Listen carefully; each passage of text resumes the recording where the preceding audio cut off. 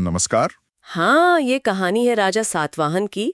कथा सरित सागर से ली गई है ये। बिल्कुल, महाकवि सोमदेव भट्ट की रचना। हाँ। और इसमें दिखाया गया है कि कैसे एक राजा मतलब अपमानित होने के बाद मूर्खता से पांडित्य तक का सफर तय करता है। आज हम इसी कहानी के जो मुख्य मोड़ है, राजा का जो बदलाव है और ज्ञान पाने का उनका जो दृढ़ संकल्प है, उसे समझने की कोशिश करेंगे। सोचिए जरा, एक ताकतवर राजा और उसकी अपनी ही रानी उसे अनजाने में ही सही मूर्ख कह दे, कैसा महसूस हुआ होगा उसे। और फिर कैसे वो एक घटना ज्ञान पाने की प्रेरणा बन जाती है, ये वाकई दिलचस्प है। तो चलिए देखते हैं।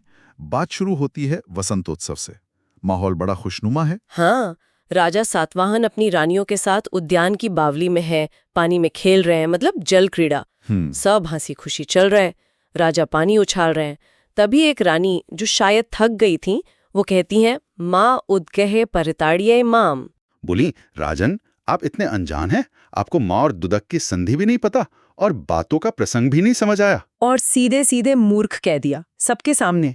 और जब दूसरी रानियां भी दबी आवाज में हंस रही हों, तो राजा के लिए ये बर्दाश्त करना मुश्किल था। बहुत ज्यादा अपमानित महसूस किया उन्होंने। बिल्कुल, वो इतने शर्मिंदा हुए कि खेल वहीं छोड़ दिया, उदास मन से महल लौट गए। और इतने दुखी हुए कि खाना पीना छोड़ दिया, किसी से बात नहीं कर रहे थे। उनके मन में बस एक ही उथल पुथल चल रही थी, इस मूर्खता के कलंक के साथ जीने से तो अच्छा है या तो पांडित्य की शरण लो या फिर मृत्यु की। ये दिखाता है कि उस समय मतलब समाज में ज्ञान का, बुद्धि का कितना ज्यादा महत्व था। राजा के लिए मूर्ख कहलाना शायद मृत्यु से भी बुरा था। उनकी ये हालत देखकर उनके जो मुख्यमंत्री थे, गुणाढ़ और शर्ववर्मा, वो समझ गए। हाँ, वो समझ गए कि राजा की पीड़ा की जड़ क्या है।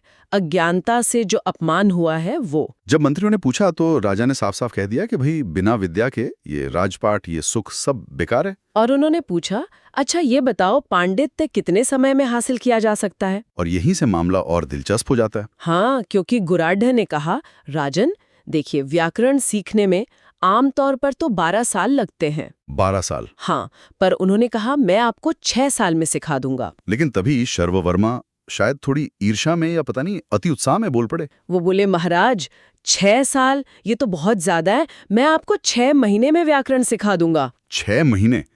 ये तो सुनने में ही लगभग नामुमकिन लगता है कि अगर शर्ववर्मा ये कर पाए तो वो संस्कृत, प्राकृत और देश भाषा, मतलब जो आम बोलियां थी, वो कभी नहीं बोलेंगे। और चुनौती स्वीकार करते हुए शर्ववर्मा ने भी उतनी ही, बल्कि शायद उससे भी ज्यादा कठोर प्रतिज्ञा कर ली। उन्होंने क्या कहा? उन्होंने कहा कि अगर वो असफल रहे, मतलब 6 महीने में राजा को नहीं सिखा पाए, तो 12 साल तक गुणाढ़ की जूतियां अपने सिर पर ढोएंगे। ये प्रतिज्ञाएं दिखाती हैं कि उस युग में वचन का, मान सम्मान का कितना भारी बोझ होता था। हारना सिर्फ हारना नहीं था, वो एक सामाजिक अपमान था। बिल्कुल। अब शर्ववर्मा अपनी ही कही बात के बोझ तले दब गए। प्रतिज्ञा तो कर ली, पर करें कैसे? तो उन्होंने क्या किया? अपनी पत्नी की सलाह पर वो मदद के लिए भगवान कार्तिकेय की शरण में गए। कठोर तपस्या शुरू कर दी। अच्छा। तपस्या? हाँ, अन्न जल सब त्याग दिया। और उधर राजा के एक शुभ चिंतक थे, राजपुत्र सिंहगुप्त। हाँ, उनका भी जिक्र है कथा में। उन्हें देवी चंडिका से एक तरह का आश्वासन मिला था कि राजा की इच्छा पूरी होगी, तो वो अपने गुप्तचरों से शर्ववर्मा पर नजर रखे हुए थे। और फिर क्या हुआ? तपस्या सफल हुई? हाँ, तपस्या सफल हुई। भगवान कार्तिकेय प्रसन्न हो गए और उन्होंने शर्ववर्मा को वरदान दिया। वरदान में क्या मिला? व्याकरण समेत सभी विद्याओं का ज्ञान, और वो भी तुरंत, पल भर में। ये एक तरह का दैवीय हस्तक्षेप था। वाह, तो मतलब ज्ञान सीधे वरदान से मिल गया। हाँ, और सिंहगुप्त के जो गुप्तचर थे, उन्होंने फौरन ये खुशखबरी राजा तक पहुंचाई। तो शर्ववर्मा लौटे महल? हाँ, लौटे, और वरदान से जो विद्या उन्हें मिली थी वो उन्होंने राजा को सिखाई। और कहते हैं कि राजा पल भर में विद्वान हो गए। हाँ, बिल्कुल, तत्काल।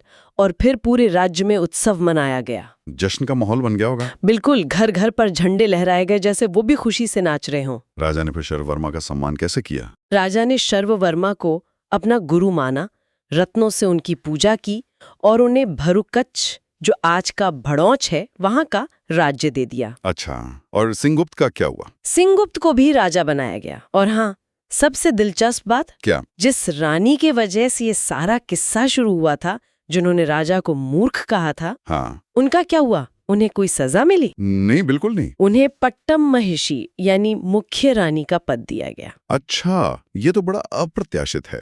शायद राजा ये दिखाना चाहते थे कि वो उस अपमान को भूलकर आगे बढ़ चुके हैं और उसे सकारात्मक रूप में लिया है। हाँ, ऐसा ही लगता है। तो ये कहानी साफ तौर पर ये दिखाती है कि कैसे एक अपमान जैसा मतलब एक नकारात्मक अनुभव भी ज्ञान पाने की एक तीव्र इच्छा जगा सकता है। और दृढ़ संकल्प हो तो मुश्किल से मुश्किल लक्ष्य भी हासिल किया जा सकता है। निश्चित रूप से अगर ठान लिया जाए तो कुछ भी संभव है। हाँ, पर यहाँ एक गहरा सवाल भी उठता है जिस पर सोचा जा सकता है। क्या सच्चा और स्थायी ज्ञान हमेशा बाहरी झटकों जैसे अपमान या किसी चुनौती से ही प्रेरित होता है? या फिर सीखने की जो अंदरूनी इच्छा होती है, जो जिज्ञासा होती है, उसका महत्व ज्यादा है? बिल्कुल। और एक सवाल ये भी कि राजा का ये जो बदलाव था, जो वो पल भर में विद्वान बन गए, क्या वो सचमुच ज्ञान का आत्मसात करना था या केवल पांडित्य का एक प्रदर्शन? इस पर सोचने से कथा के मायने और गहरे हो जाते हैं। सही कहा, ये सोचने वाली बात है। तो आज के लिए बस इतना ही। अगली बार फिर मिलेंगे एक और ऐसी गहरी पड़ताल के साथ। नमस्कार। नमस्कार।